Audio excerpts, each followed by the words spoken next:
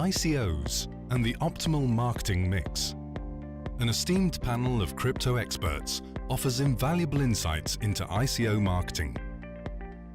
Chris Obereder, Trade.io. Maximilian Max Kops, STO Advisor.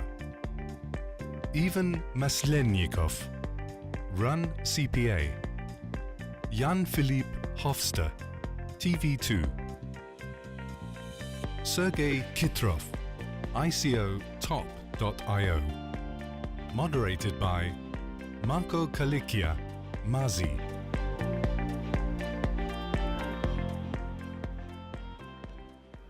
Hello everyone, thank you for staying this long. I mean, they've kind of left the best for last, I would say, right? I mean, the youngest crowd here. Yeah. I'm surprised that they actually mentioned my name correctly, not coming from a speaker. So I'm here with Chris, Max, Evan, and Sergey. To give you a brief introduction, we're going to be talking about how to run an ICO marketing strategy or an optimal one. We will try our best, seeing how the market is going. I run a marketing and community management agency, Mazi. We've done around 30 ICOs. We actually just did 1 year today. So we're 1 year in the industry. So we've seen the whole ups and downs, but I've been in blockchain for the past 3 years. Invested really early in Ethereum and Stellar, and I'm here. Okay, great. Yeah, great to be here.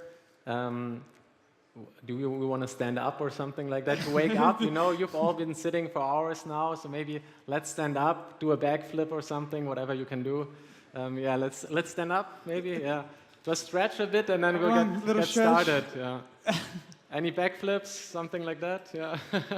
Okay, perfect. Thank you. So yeah, and then I've been in Silicon Valley the last 2 years now. I've been in the app business beforehand. And then basically from the app business, I shifted in the ICO business into marketing crypto. And now I'm part of one of the second biggest crypto app. We manage $5 billion in crypto. In total, it's called CoinStats. And I've done 4 ICOs and been in the marketing scene. So looking forward to this. Yeah, nice to meet you as well. My name is Max. I'm currently advising several projects that are doing an ICO or an STO, such as Micro, which is also here with a booth. And I dived into the space in 2013 when I started Bitcoin mining from home. And I quickly realized that there's a lot more potential in the blockchain in general. So I was covering the technical part of it, and I got to know about the ICO space, which offers, in my opinion, a very great new method of financing startups. And therefore, I'm currently advising several ones, especially in marketing and fundraising. Hi there. I'm Evan. My journey in crypto started back in 2014 as I was a product manager of a crypto exchange right after the MTGOX collapse. Then I switched to some more marketing activity, and right now I'm running my own company. It's runcpa.com. We do traffic acquisition for crypto-related projects. That's it. Hi, my name is Sergey. I have got experience around 11 years in internet advertising, but 1 year ago I sold all my advertising company. Now I'm founder of listing.help. We are the largest in the market who listed project on crypto exchanges. We listed more than 300 projects, and we work with more than 70 exchanges. Also, ICO-top.io, Blockchain Live, and I have got on crypto fund. Perfect. So how many of you here in the audience are currently running an ICO or considering to run one? Or STOs, of Or course. Let's do STO. STOs. STOs? Okay. Perfect. So my question, I mean, to start with Chris, because you've run 4 ICOs, we'll take STOs as an example as well. So myself, when I started last year with our projects, we saw that a lot of projects were raising through communities. So community management was one of the strongest things. This is why I started a community agency. Right now, it's shifted a bit more to events and private investments. Have you seen the same in your space through your ICOs? Yeah, I would agree with that, definitely. So the community aspect is not so important anymore, although it's very important still. But those communities, many burned their hands, of course. So those communities, many are very careful now. So look at all the Telegram groups, like when they had 50,000 in December, 50,000 members, maybe they have 30,000 now. So a lot of people left the scene as well. And that's always in like hype and bear market. You know, right now it's bear market, and right now it's more like bigger investors and not so much the community. Like the community, basically the hype community, a lot of them left now. So those are the ones that jump on when Bitcoin moons, what you call it, and they leave again once it plummets. So now they left. A lot of them left. So if you're trying to get them as investors, it's probably not the best idea. So ads right now don't work anymore, kind of. And basically, right now it shifted. So that's the STO model should get more institutional money and like bigger investors in than like the ICO model. Yeah. Max, maybe add to this. Yeah.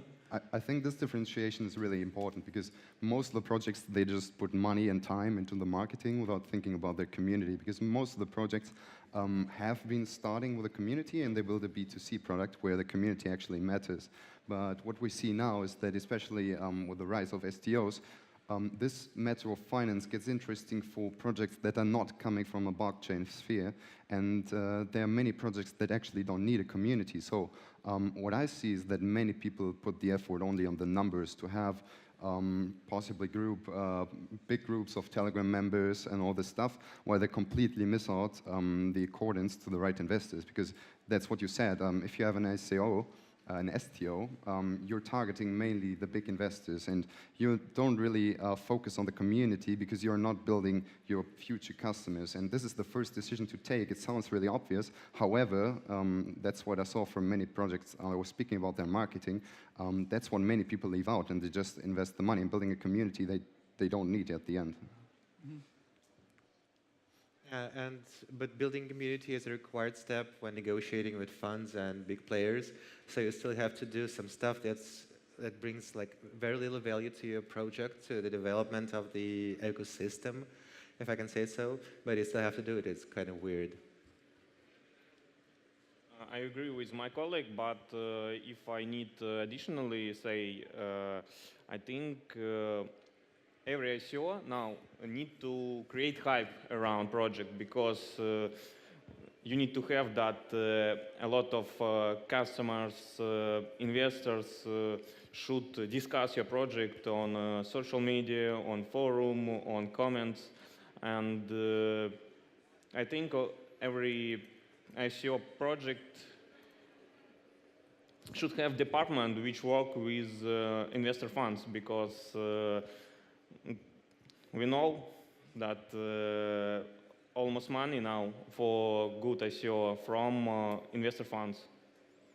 Yeah, you mentioned a good point, Chris, about, you know, before we used to see channels with 50,000, 60,000 members. Now that's become more of a bounty thing or an airdrop thing. What do you think about something like coming to events? Is this based on your experience and all your experiences? I mean, have you seen a return on investment on events?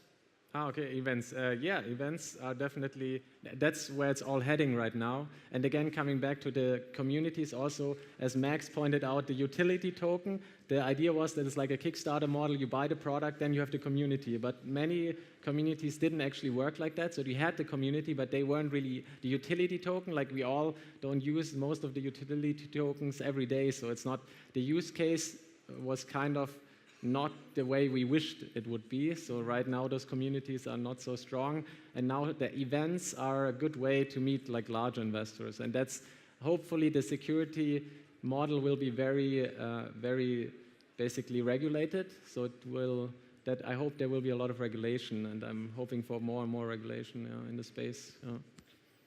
Max, go for it. I think there are two types of marketing that you can do, because most of the projects, they focus on blockchain marketing, and that's what you were referring to probably by events, because most of the people go to blockchain events, and it depends. Like if the product is about the blockchain, it makes sense to go to blockchain events, but many projects, they are launching a service that hasn't been existing before. Let's say you're creating a new way of producing energy.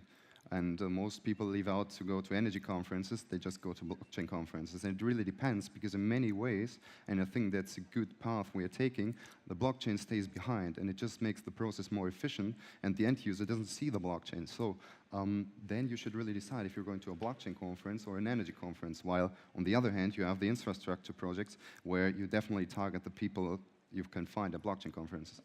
Well, I think a lot of people here come to events, or at least the ones running an STO or an ICO, the primary reason is for finding investors.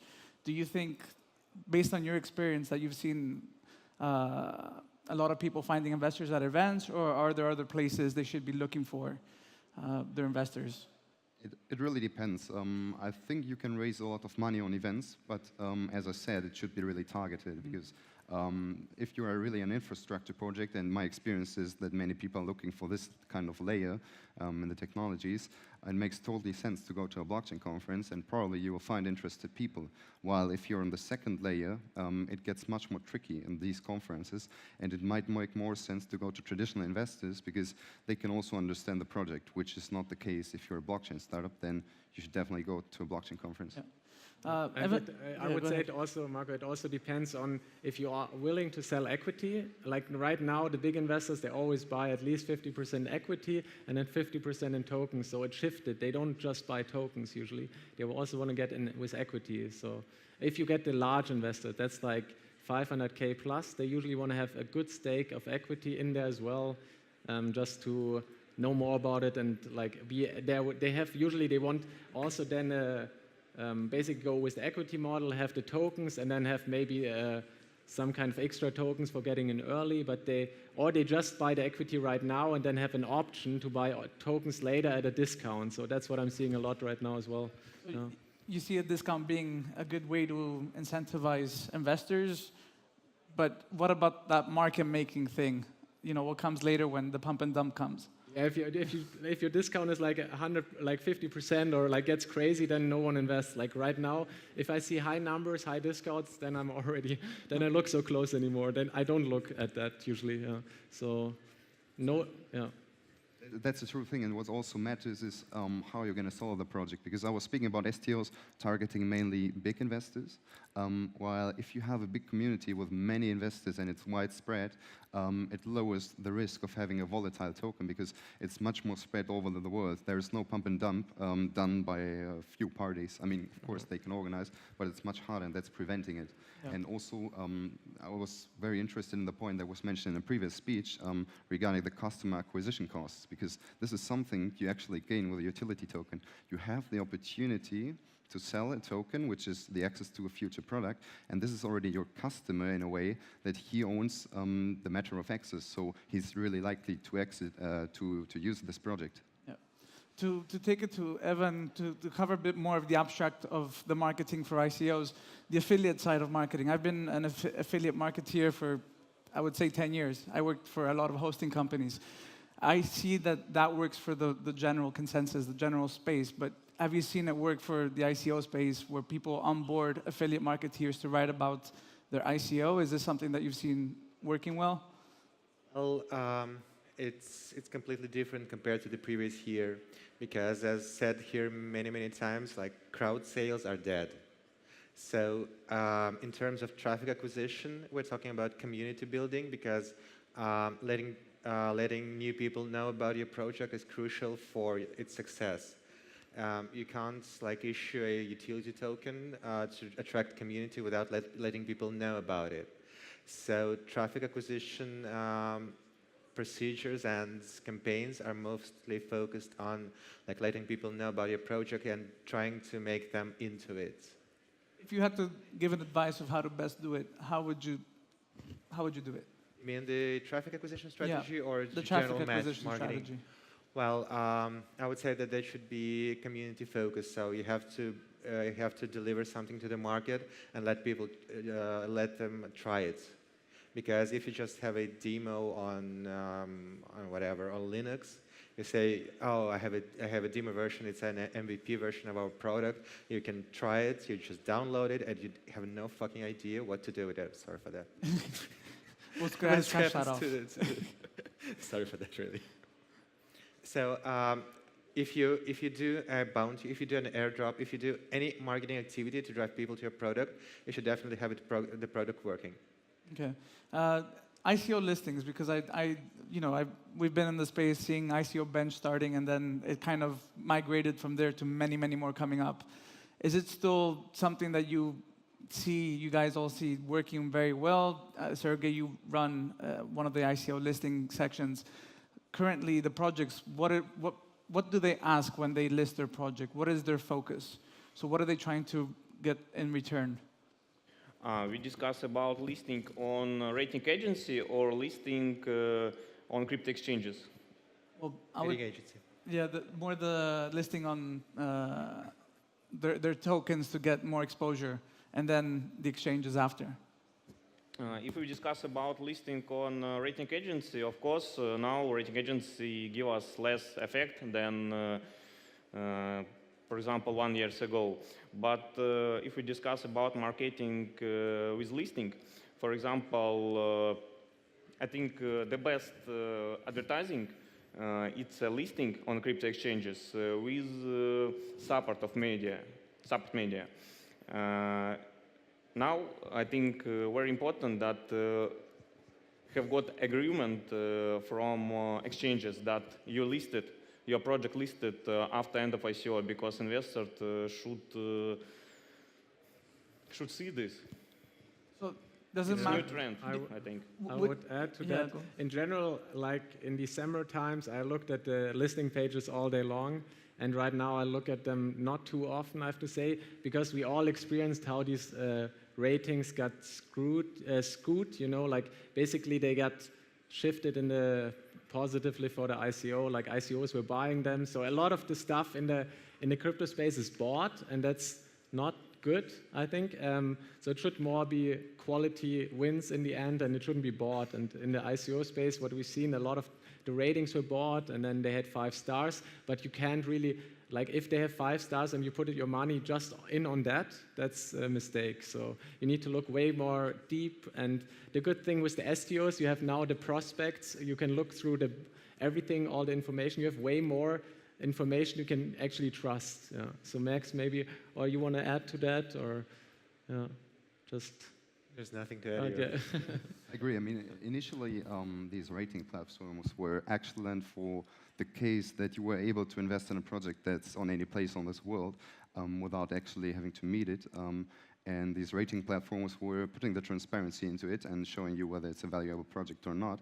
But what we apparently saw is that a lot of these ratings got bought, and a lot of them were fake or just not trustable. And therefore, coming back to the very first question, this is why I think events are important, because especially if you raise money in the seed stage, it's all a matter of trust, and it's a person-to-person communication you're doing, and you sell the project, you sell your team especially to people. And when this stage is passed, when you have raised the seed capital, then you can reach out using this money with other marketing strategies, and you can make it big. And the fact that you have big seed investors is already a due diligence for later investors. To almost conclude with this, would you say product first or marketing first? Definitely product. Yeah. Otherwise, like marketing first doesn't work anymore, and that's good as well. Like it shouldn't be like that. Always product first now, and users first, not just product. And that's what we've seen in the ICO space. They raised, then they found out product doesn't work, people don't like it, and people don't use it. And then they were like, oh, what do we do now? And that shouldn't happen again. So this time we need the product and the users, and then it could work. So for a bright future, we need this. Yeah. Yeah. Marketing first. Marketing. Because if you do not do any marketing, you do not understand your community, your potential investors, and you fail with building the wrong product. So I mean marketing like research. Okay. Yeah, more on the research, not like selling the token instantly. Then we're back to... For me, of course, marketing. Marketing. Yeah. So validate your product first. I would say product with marketing. So validate your product. Validate it. Yeah, Miko told me this. He's like, if you want to ever bring your project to the market, validate it first. Get people to understand if it's worth to get into it, and then start raising capital. Yeah. So awesome. I think that's it. I mean, it was fun. Thank you all for being here. It was a pleasure. I hope you got something good out of these young gentlemen. Yeah, and if you have more questions, just catch these young gentlemen and then ask them yourself. Yeah. Perfect. Yeah.